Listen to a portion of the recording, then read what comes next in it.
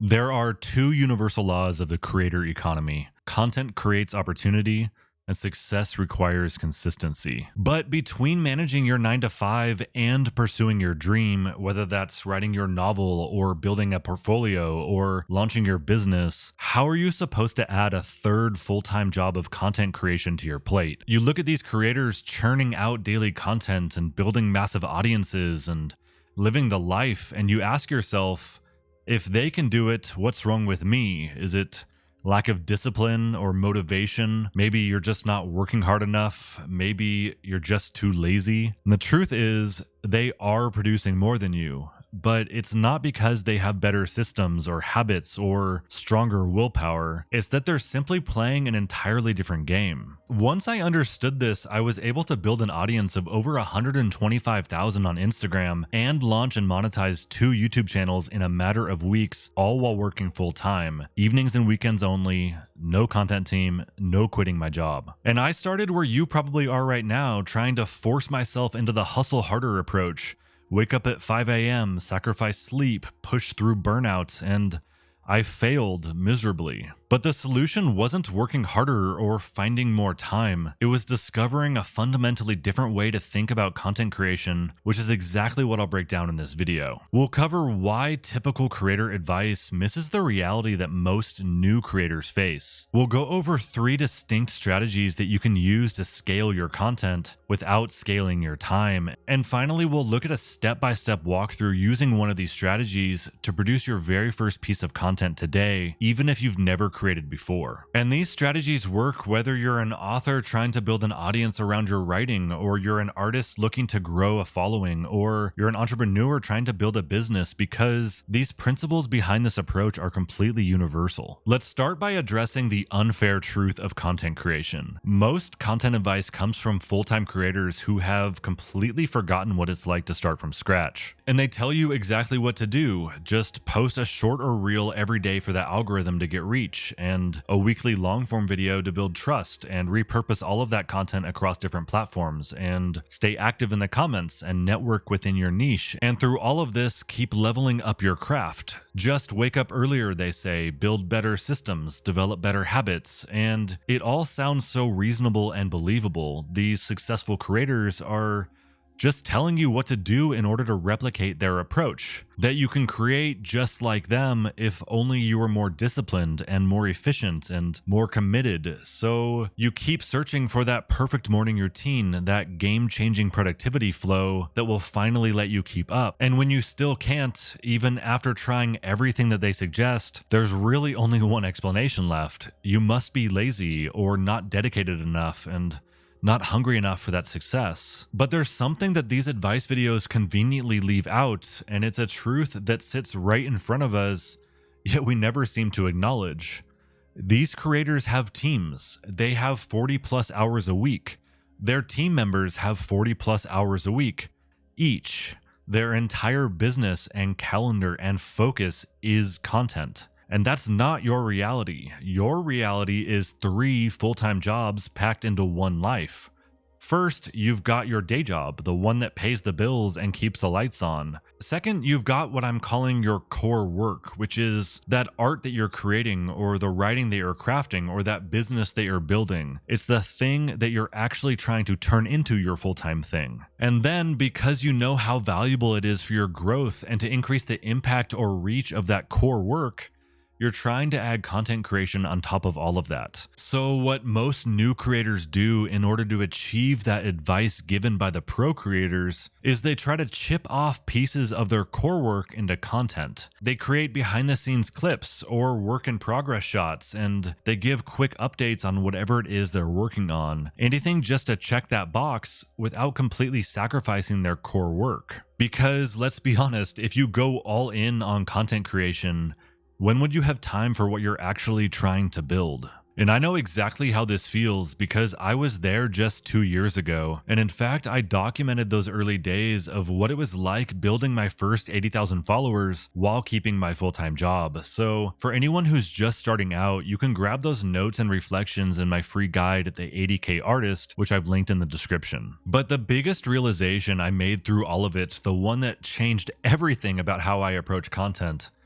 was that most new creators, including me at the start, make the same fundamental mistake. They look at their core work, their writing, their art, their business, and they build their entire content strategy around what it is they create. And this makes sense, right? Authors should promote and share their books, and artists their worlds or characters, and entrepreneurs their launches and results and successes. The problem is that this only magnifies that feeling of falling behind, because your polished core work, even if you're creating every single day, can't possibly keep pace with always on content creation. Each day that you don't finish and post, that gap grows wider, and the pressure to hustle harder intensifies, and that voice saying you're just not working hard enough gets louder. This is what leads creators to that initial strategy. They attempt to split up their core work into smaller pieces, the behind the scenes clips, the work in progress shots, and daily updates, basically just process content. I tried this exact approach. Back when I was in 3D art school working on props or scenes that would take weeks or months, I'd simply share another work in progress shot of my world building process each day, and no one cared. And looking back, there's two reasons why this should not have come as a surprise. First, behind the scenes only works when there's already a scene to get behind. No one cares about the journey until they care about the destination. But more importantly, the vast majority of people don't care about your process or your experience or your story. They care about what's in it for them. They care about the value that they get today. For me, with my content, that meant I had to stop asking myself what an artist or an author creates, write those worlds or novels, and instead to start focusing on the perspectives and the discoveries and the realizations I had each day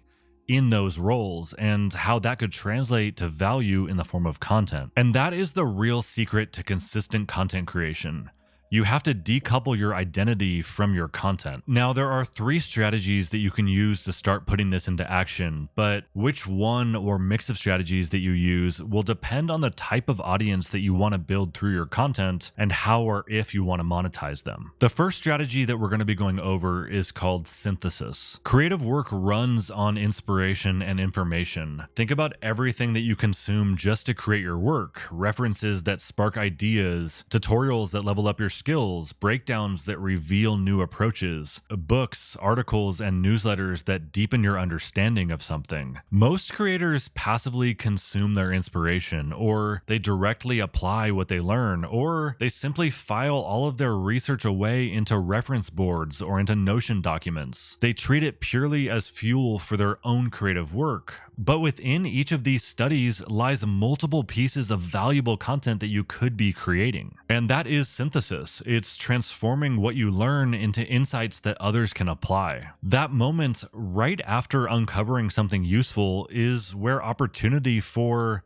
a more seamless approach to content creation lives. Whether it's a technique that will solve your problem, or a principle that made everything click, or a creative approach that opened new possibilities, just take 5 to 10 extra minutes when that happens. Note down what someone a few steps behind you on your same path would need to know in order to reach that same conclusion. The key here is adding context that bridges the gap between raw information and practical takeaways, the details that you might take for granted if you hadn't stopped to document your process. Think beyond what is contained inside of what you just consumed that might be needed in order to understand and apply what you've just learned. What background knowledge is needed, which misunderstandings should be avoided, what makes this approach particularly effective based on your experience. Most creators think that they need to create their content entirely from scratch, but if you're already learning every day to level up your core skills and craft, when you adopt this first strategy, your learning process is able to naturally generate valuable content. And just as importantly, the act of breaking down what you learn for others forces you to understand it at a much deeper level. As opposed to being a distraction, content creation is able to begin complementing and accelerating your growth in your core work. The power of this approach is why synthesis is one of the 5 skills that I teach in Future Fundamentals, which I've linked in the description for those of you who really want to leverage this approach. But what makes synthesis perfect as our first strategy is that anyone can start using it today, even as a complete beginner. And if that's you, stick around, because in a few minutes I'll do a step-by-step walkthrough using this exact strategy to create your first piece of content today, right after we introduce our next 2 strategies. The first of which I'm calling distillation. When When we segment out and classify our core creative work from other things that we do, what sets it apart is that it is the most complete version of what we offer, whether that's a feeling or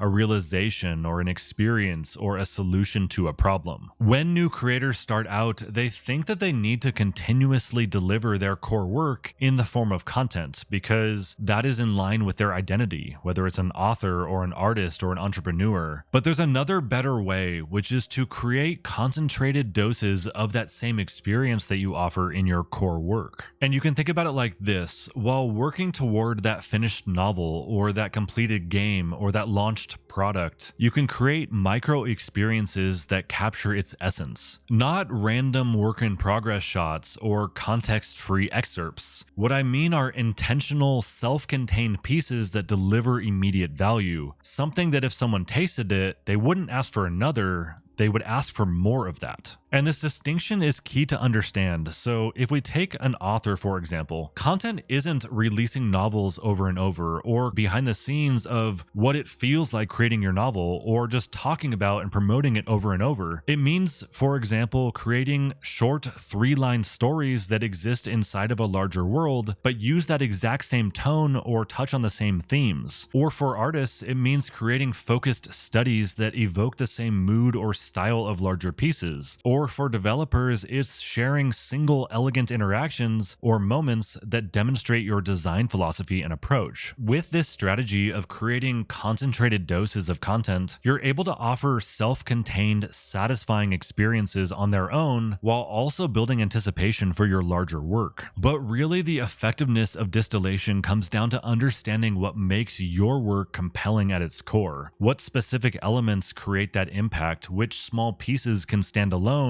while carrying that same DNA. This lets you create consistent value and content without having to wait weeks or months between finished projects. The third and final strategy is reflections. In my 10 years working as a creative director in tech, I've noticed 2 terms get thrown around at the end of every project without fail: postmortem and learnings. And while I can't stand this corporate terminology, the practice behind it is incredibly useful. Yet 99% of creators are too caught up in the hustle of pushing forward to take a moment and to capitalize on what looking back can offer. Every project is able to teach invaluable lessons through its constraints and solutions. The structure of a hook that finally worked after 10 videos, the technical approach that cut production time in half, the design limitation that actually improved the final piece. Most creators mentally note these insights and move on, but these hard-earned breakthroughs are some of the most valuable content that you can share. Document these lessons immediately after completing your work while it's still fresh. What assumptions did you start with that proved wrong? Which unexpected solutions emerged from limitations? What would you tell someone starting this exact same project tomorrow? In the same way that strategy 1 harnesses what you learn through consumption, strategy 3 captures what you discover through execution. Focus on the specifics that changed how you'll work on the same challenge in the future, but don't get too caught up on these needing to be revolutionary. Some of my most successful content came from seemingly minor discoveries.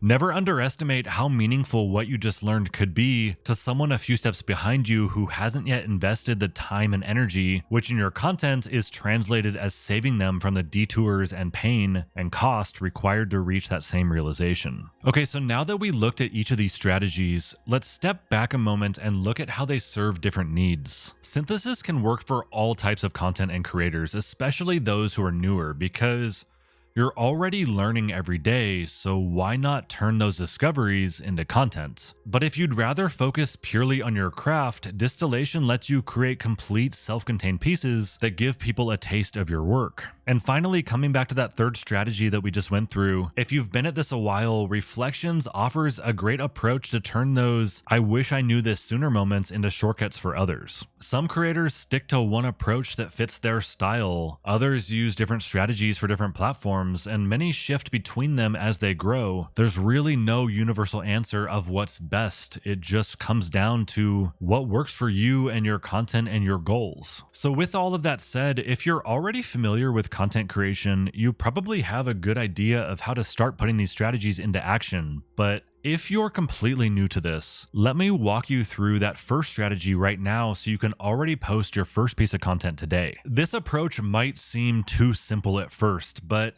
that's exactly why it's the perfect way to start. First, what you'll do is define 3 videos on YouTube related to your craft or your core work. These could be tutorials or philosophy videos, design principles, storytelling techniques, anything that's valuable to your core work or what it is that you're building. Watch them and take notes on 2 things. First, the new concepts that resonate with you, right? The things that you learn. And the second is the familiar ideas that you see presented in a new way that would have unlocked their understanding much earlier than the way that you originally discovered them. Now go through all of those notes and select one from each that stands out the most to you, and leave a thoughtful comment under each of those videos. And what I mean by thoughtful is to break down exactly what made the insight or explanation impactful to you. Write your comment in a way that gives a fresh perspective for anyone watching who might not have your background or experience. Remember what I mentioned before, your unique context might help someone else understand this concept in an entirely new way. Next, once you post those, what we'll do is turn those takeaways into social content. And for those of you new to writing for social media, you can use a tool called Typeshare, which is a subscription-based site that provides templates and frameworks specifically designed to help you structure your thoughts for different social media platforms. But for those of you not in a place to invest or to commit to a new subscription right now, which I completely understand, you could instead use the set of templates that I built out and included directly in Future Fundamentals, which I've linked in the description. Now what we'll do is take those restructured comments and share them on X or Twitter as a tweet or thread, linking the video and tagging the original creator. By doing this, you're not only creating value for the original producer of that video themselves by commenting and adding engagement or distributing it by posting it on Twitter, by sharing it together with your thoughts in a structured way and adding that extra texture and nuance to the video, you're starting to help people discover that content through the lens of your perspective, which can be incredibly valuable. Now, after sharing that tweet or thread, we'll use a tool called Tweetpik to create a clean screenshot of your post, which you can then share on Instagram. If you're not familiar with this format, I promise this is a thing, and quite honestly is a very powerful approach to repurpose your content across platforms in a very quick and easy way that successful creators are seeing a lot of engagement with at the moment. Next, what we'll do is go to Substack and set up a free account if you don't already have one. And if you're not familiar with Substack, it's essentially a blog and newsletter platform bundled into one. It has more reach than a personal blog on your website and less overhead and cost compared to trying to set up a newsletter from scratch. So it's really a perfect place to start practicing your writing.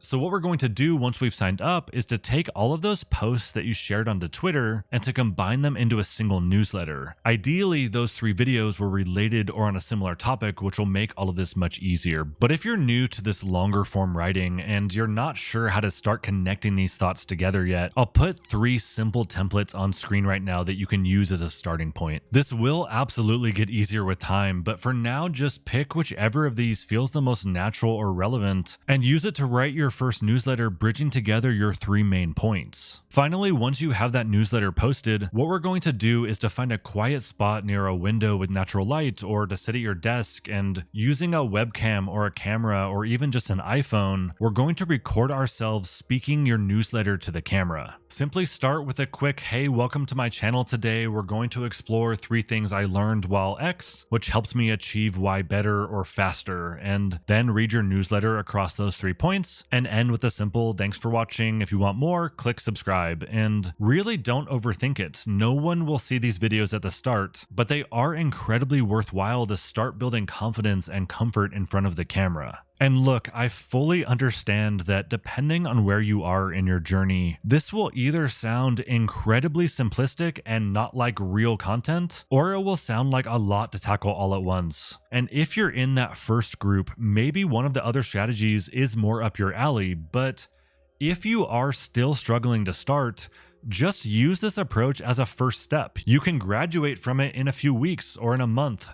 It's just here to give you a roadmap to build that initial momentum. But if you're in that latter group who is entirely new to content creation and you can't imagine doing all of these steps right now, just start with the comments and social posts today. Lean hard on the templates on TypeShare or that I've included in future fundamentals, and work up to that newsletter and video as you get comfortable. What's essential here is that you start small and you start today and you build that foundation. And now that you've made it through this video, you already have a head start because you could use it as your first one to analyze. And I always reply to thoughtful comments, which will give you a bit of extra content and flavor for when you create your newsletter. And an additional bonus to this synthesis strategy, and the reason why I wanted to cover it here, is that it works with any reference material that inspires your work, whether it's games or movies or shows, anything that fuels your creative process. So when you're ready to dive deeper into exactly how to use it for any type of content beyond just YouTube videos, make sure to check out Future Fundamentals, which I've linked in the description, where I break down my complete framework for leveling up as a creative while creating content from that same process. So yeah, if you found this video helpful, let me know in the comments below, and make sure to drop a like so you can find your way back. And